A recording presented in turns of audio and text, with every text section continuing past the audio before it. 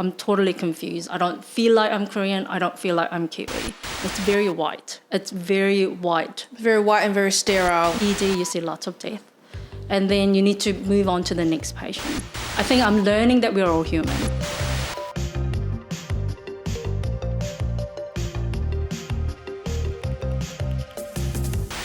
Hello, it's Romy from Banana Lab. If you are hearing this right now, I assume it means that you're listening to our podcast. I also assume it means that you've been liking what you've been listening to. So do us a solid, please. Grab your phone, jump on Spotify, YouTube, Apple Podcasts, whatever you're listening to. Give us a follow, a like, a subscribe, and a rating, and would be very, very grateful for that. Hello, we have Janet Lee here, who's an emergency doctor. Welcome to the Banana Lab podcast. Hi, thanks for having me. This is the first doctor that we've had on the show, so this is quite exciting for me. I'm not going to start taking off my clothes and showing you all my ailments, which, I'm sure you're happy about. But I would love to hear a bit more about your the work that you do. I mean, ED sounds hectic as... How did you get into this space? I think it's quite interesting how people choose their specialty once you become a doctor, I guess. And once you work in the field, and I'm sure you do have a bit of a health background, I guess. So you kind of know they group themselves into what they go into, I guess. So ED for me, was like every day was different. There's lots of procedure, lots of adrenaline, so people say. It is very quick, rapid decision making, but you can save people. So I think when I was doing, because you will be rotating through different specialty once you become a doctor. And then ED was one specialty where like I wake up in the morning and I'm excited to go to work because you just don't know what the day will bring. And people are pretty chilled because it's such a high stress environment. They do value outside of work a lot as a group, which I also valued and felt like I could relate. So it was people, excitement of the work, and yeah. I can imagine that work-life balance is huge, right? Because, I mean, man, I can imagine when you're at work, it's just go, go, go all the time. What kind of stuff do you do to wind down on your time off? So I think as you start out and being a good Asian female, I think I was very stressed out to start with. And then I didn't know how to do a work-life balance as well. But now that I am aging and work is work, and then you sort of take that as this is part of you, this is not you as a whole person. So what I do is I talk with my friends a lot, and I think that like debrief essentially, and that could be from work or outside of work, but I tend to talk and chill out. I have lots of hobbies. I go through the phases where you pick something up and then you learn about it and then you go through it. What's your current hobby? Currently is like yoga and meditation. Lovely. Which very calming. Worked very well because I just had a pretty rough time for my last set of exam. So there was a lot of sort of a mental work that needed to happen. So yoga and meditating, and I started as a little group of those people who's going through the same thing, right? So that's my thing. And like every morning you wake up, meditate 10 minutes. That's just a great way to start. That sounds lovely. Yeah. And it's definitely helpful for, all the stress that you get from work and whatnot. Yeah. I do have to ask, I know sometimes you guys have some crazy hours that you work. Yes. How do you get yourself going through? I mean, are you smashing coffees? Is it energy drinks? Like, every doctor, I think, will have a few cups of coffee. That's a must. I think I'm quite lucky and I could do ED because I sleep quite well. And I know lots of people who couldn't, although they enjoy the work of ED, they just couldn't see themselves doing it. Because sleeping, you do frequent night shift, which is like 11 to 9. So that's a complete flip of general work. So those people who can't sleep during the day or have other commitment like family, it can be really hard. But I'm very lucky that I can come home and just off I go to sleep. That's so good. So yeah. I see. I, a few years ago, used to religiously watch Shortland Street. Mm-hmm. And have you watched Shortland Street before? When I was young, Yeah. yes, long it's time like ago. drama. There's someone's having an affair with someone, and yes. someone's murdering someone, and someone's putting this in someone's medication. Yeah. Is being in ED like Shortland Street at all? Affairs part, probably not. The actual patient that you see can be quite dramatic. Mm-hmm. As you can imagine, anyone can come to ED, right? So there's a mental health people. There's overdose on whether it's recreational or suicidal attempts. There's really medically sick people, young people, pregnant people. So I think you do experience a wide society. There's lots of poverty related problem that you see. There are people who wait in ED 10, 11 hours because they can't afford to see a GP for like cough or sore throat. So I think it had, you can certainly see lots of drama, and you can experience secondhand of what's going on in New Zealand, I guess. Yeah. I can imagine that it's that experience of seeing people from all different walks of life must have opened your eyes to just the diversity of what we have here in Auckland and Waitemata where you work, but also the reality of how much people are suffering out there as well. Absolutely. I think you obviously, like my background, all my friends, we are all quite similar background, right? So you just don't know how extreme the poverty can be, or some of the social issues can be. So I think it has certainly helped me to open up and realize the reality of what people are going through. Yeah. Did you always want to be a doctor? Was this something that you had aspirations for when you were younger? No, and I think that's quite interesting of like mainly talking about us being 1.5 generation or second generation. So when I was back in Korea, I wanted to be like a journalist. Very different. I've never thought about doing science-based work or even being a doctor. But you move here, and obviously English you just are not as good as Kiwis. And then I think naturally it kind of leads people to choose what they're good at, which for me was science and math. And then I was thinking, I don't like pure science. I don't want to be someone who's doing pure science, but I do want to use what I'm good at to do something else, more practical stuff. And that sort of naturally led me more of a health professional. So I went down to University of Otago thinking of dentistry. And then I started studying the first year because we share the first year health professionals. And then the more I learned about human body, more interested I got. And that's kind of how I went into medicine, not knowing medicine as a doctor, but I think more of a medicine as a study of medicine. Yeah. I see. So you spent how many years down in Dunedin?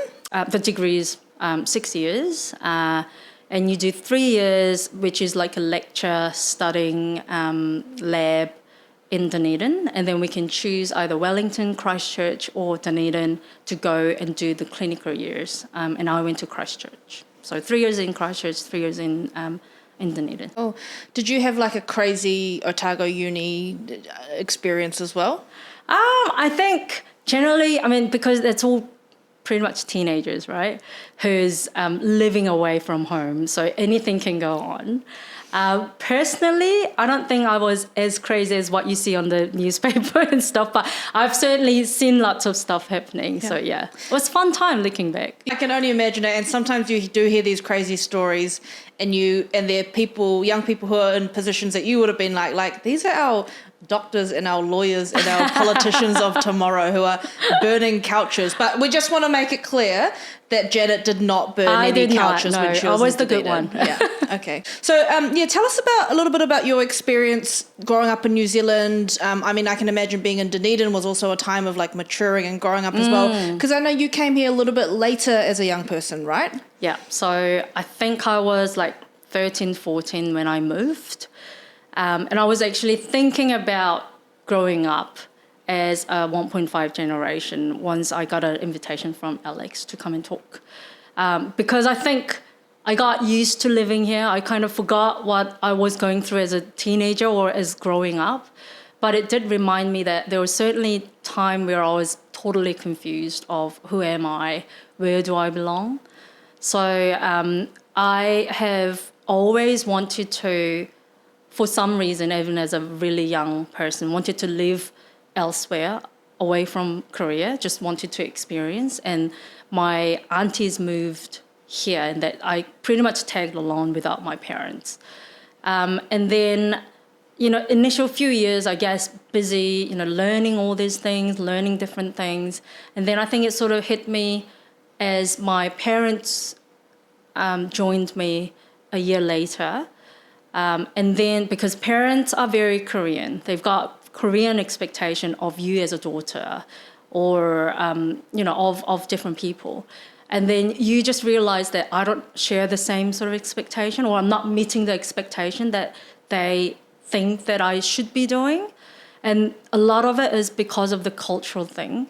And because I'm mixing with predominantly 1.5 generation, but also from all different, not just New Zealanders, but, different Asias in different countries. So I'm a bit, so I just felt like I don't really belong to Korean society at one stage. And I'm sure lots of people go through that. And then at the same time, I don't really belong to Kiwi society either. And then I think when I was like 17, 18, I think that's the age where I was like, I really don't know what's happening. Because you just feel like you go to Korea, you look alike, you speak the language, you think you know, but then you don't quite fit in perfectly. And exact same thing here. You speak the language, you understand what they're saying, but do you really understand them? So I think late teenagers, I definitely had time where I was like, I'm totally confused. I don't feel like I'm Korean. I don't feel like I'm Kiwi.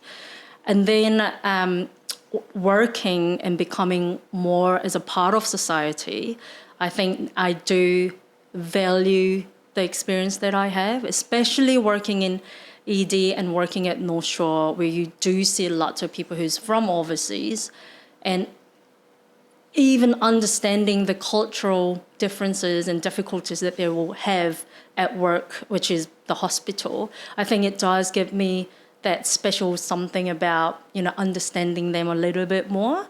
And I think that we all are in a special position, that you don't need to belong to one specific society, but we have our own special experience that we bring to the society. I love the way that you've described it, because it is such a common experience that we go through, where we feel like we're not white enough, we're not Kiwi enough, and we're not Korean enough. And then what does it mean to be in the middle of those things? Or is there even a middle and all of that? And I can imagine that you've made sense of that in quite different ways throughout your life as well. But at work, do you find that your unique cultural background of being a 1.5 generation Korean New Zealander, that benefits you in your work at all?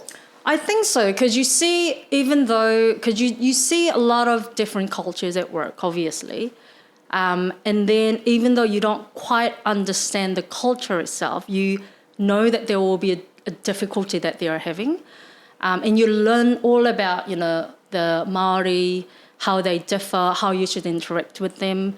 You don't do that for every other culture, but I think because I understand, say, if my family is coming to ED, and I know what sort of difficulty that they will be having, and then I can apply that to other cultures and can kind of understand the difficulty that they might be going through, because if you look at the hospital and the medical system. It's very white. It's very white. Very white and very sterile. Very, very. So I think if you don't have the similar experience as we do, then it might be quite hard for them to actually understand the potential difficulties that they might be facing without showing or telling the system. What are some of those challenges that our diverse cultural whānau do face when they're interacting with the health system? So I think there's a lot of, one thing that I can think of now is that we, I think, share as Korean as well, is that some cultures, they don't object to doctors, right? They're like, oh, doctors, they know what they're talking about. Even if they don't understand what's been said, they will nod or smile or say yes because they want to impress the doctors. That doesn't really benefit them. I certainly have heard people signing consent without really knowing what the surgery is for, and then waking up later to find out that it was like hysterectomy, which is removal of uterus, or something quite significant. But it can be that extreme, which you hear about it, and then I was thinking I can actually see to one extreme how that can happen in specific cultures. And, like female patient not accepting male doctors or male nurses, all those things, because it can be quite a bothersome thing, right, as people who's working in the department. But then if you look at the cultural background of it, like there's certainly a great belief that leads to that we need to respect. I think it kind of just opened me up to value where they come from and try to respect the background a bit more of their request and things like that. I can imagine that you must have learnt so much about just people and different cultures and different ways of life through you must interact with so many people on a daily basis. Yeah. Must be quite a hectic environment to be getting that kind of learning from for yourself. The work is hectic, yes.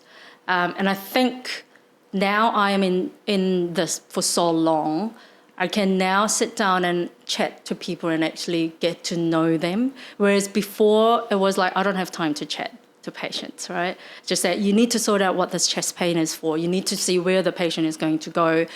If you're sending the patient, you need to be discharging them within certain hours. That was all the stress and kind of getting you to go and pushes you throughout. But now I am in many years of experience, I think I can now sit down and try to chat and actually get to know the patient, which essentially will, help. And then you learn that secondhand learning is huge, because as you said, there's huge variety of people, different ages, different thing that you can learn from. Man, that sounds so interesting. I can only imagine. What is your favourite part of your job, or maybe parts about your job? I like the variety, as I said, and I do like that. It's interesting because I like that life and death thing, if it makes sense. Whoa, tell me about that. I would say 80% of ED job is not an emergency as we consider, but then that does leave that 10 to 20% where people are actually dying in front of you. And being able to do something about it, meaning being able to help in that very important moment or seconds even. And then seeing the other side, right? Seeing people turning the corner, people who's been totally unconscious to, wake up and chat to you. That's, it's really special. There's certainly a downside because that's not every single case, right? And that's something that you just need to take that will be my homework for the rest of my life. But in that special moment is certainly something. And the most recent thing that I have found enjoying is, like teaching juniors and, mentoring juniors. Because I can understand, right? And I had my difficulty training. I had my difficulty getting to this stage and just trying to help others to, go through things and Wow. You're right. The true definition of an emergency is when someone is in the balance of life or death, right? I can imagine you'd be great in a crisis situation. Are you like, what happens to you? Are you cool, calm and collected? Or, because, the adrenaline rush is natural. I can imagine that happens. How do you kind of get yourself through those really tense times? So I think I managed to stay very calm.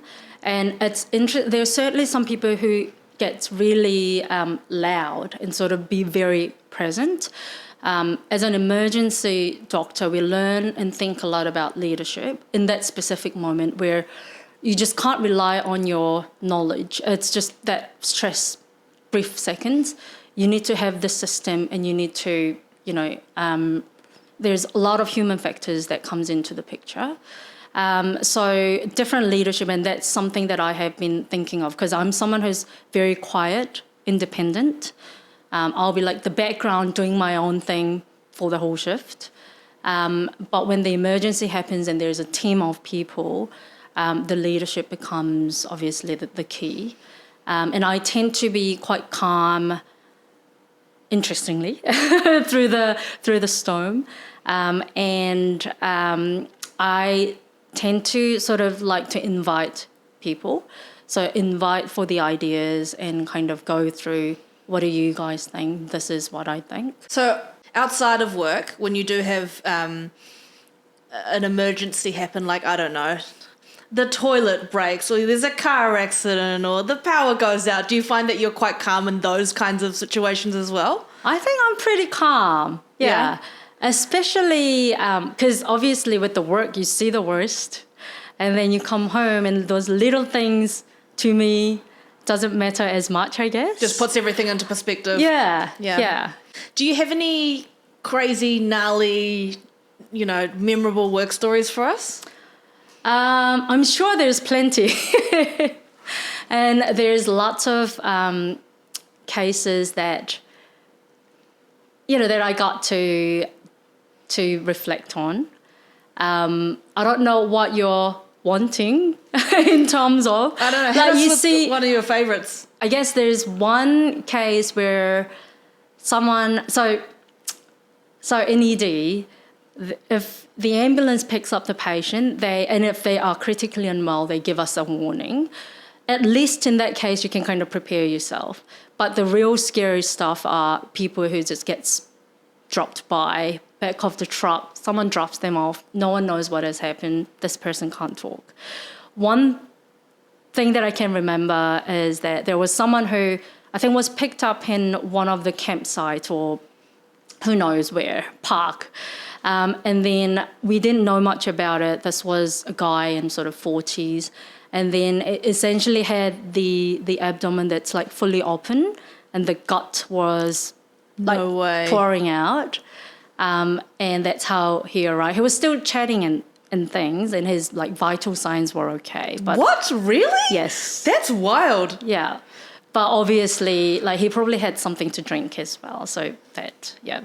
But that's yeah, crazy. Essentially you were seeing the bowel coming out and they were like, yep, pack it in and then off he didn't spend a lot of time in ED. But that's one dramatic thing, I guess, that people think of ED as like what it is going to be like. So when you see something like that, right? Because immediately I'm thinking of the image. I'm like, nah, I'm done. My shift is done. I'm going home now. Yeah. How do you respond?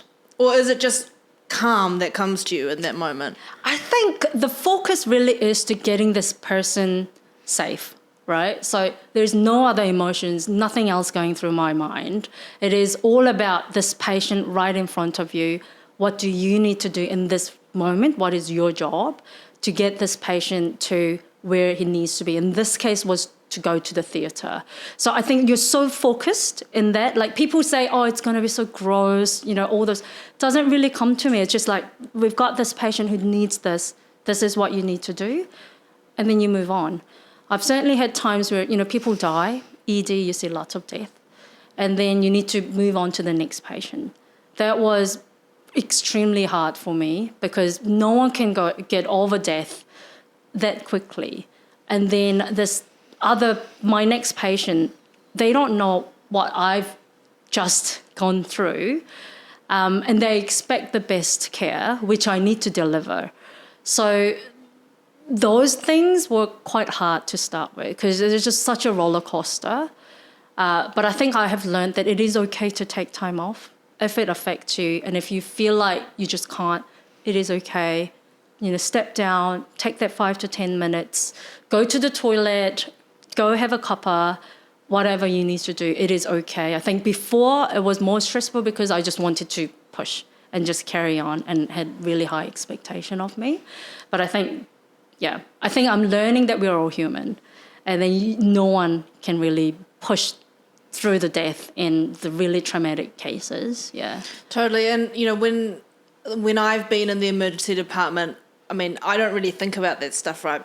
And I'm sure it's the same with everyone else here, because if you're in that waiting room, then your issue is the most important thing in the world at that moment, right? Yes. And I don't know, ED doctors have this amazing way of being able to compartmentalize all of these things that are going on and be present and to do the job. For you, have you developed any kind of rituals that help you to do that, or any sort of habits or like things that you do before or during work that help you with that? I think kind of like reminding myself of exactly what you have told me just now, that everyone's here because of their emergency. Even though I don't see it as that, knowing that they, it's their moment where they're ill, they're worried. So you need to pour everything to see them. And sort of reminding that for every single patient, I think is quite helpful. And end of the shift, you do need to. There were shifts where I just had to, at the end, come sit in the car for like 20, 30 minutes, just because I was so exhausted. I probably needed that, and I think. And I know the doctors who does have a ritual of like doing a few steps, and that's your way, closing the door, work is done, you're home being you. I don't personally have that, but I think that will be quite an important thing. And I know there's lots of doctors who does have that. Yeah. I see. We, on prior episodes with other guests who are not doctors, we have often joked about on the show about how some of us have disappointed our parents in a way by not becoming doctors. Oh, interesting. There's the list of jobs that we often refer to that satisfies many of our Asian parents. So what's that like for you, being actually in one of those jobs and doing one of those things? Because when we think Asian kids and becoming doctors, it's almost like a joke now, right? Yep. How do you feel about that? I think we were kind of having a chat about that with Alex, because my parents were not like that, apparently it's an interesting thing that the parents did not have an expectation of their children wanting to be this specific profession that you're talking about. I think being a doctor, and my parents actually, especially my grandma back in Korea, who is like 92, she still tells me, why are you a doctor? Why are you doing such a hard job? Really? Yeah. Like, why didn't you just become whatever and then just have just the normal life, right? And then I think as family, they see the hard part. They see all the shifts that I'm doing, all the hard cases that I'm seeing. They hear it, they see it. So they're actually more like, you didn't need to be an ED doctor. Like, out of all those other specialties too, True. why are you an ED doctor? That's very true. So they're kind of like that. I think being a doctor is huge in a way. It's people see it as a smart people, but I don't think it's about being smart. I think it's about actually caring. I don't think any doctor can go to work if they didn't care about patients. If they didn't care, they would not be there. There's much better job who probably pays much better than what we get paid for doing what we're doing, or the same hours of work or same hours of training and studying. So I think you really need to value what you do and have that caring mind as a background. which I didn't know about until I became a doctor, or even years into being a doctor, that what's the most important thing. What I'm taking from that is that you can be the smartest person in the room or super knowledgeable or A+ student or whatever that might be, but unless you can genuinely care and have that connection to caring to your work, that it just can't work out. That's essentially absolutely it. Yeah. Cool. Well, Janet, thank you so much for coming on the show. That's been super insightful, I think we often look at our doctors as these kind of machines who can just pump it out and get it done, and they're always there and reliable, but to hear the process behind all of that and what your career and your experience is like has been super interesting. So thank you very much for sharing that with us. No problem. It was fun.